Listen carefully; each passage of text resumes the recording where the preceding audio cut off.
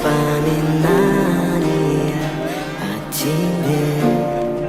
У камина в 6 утра разбитая душа, и все твои обещания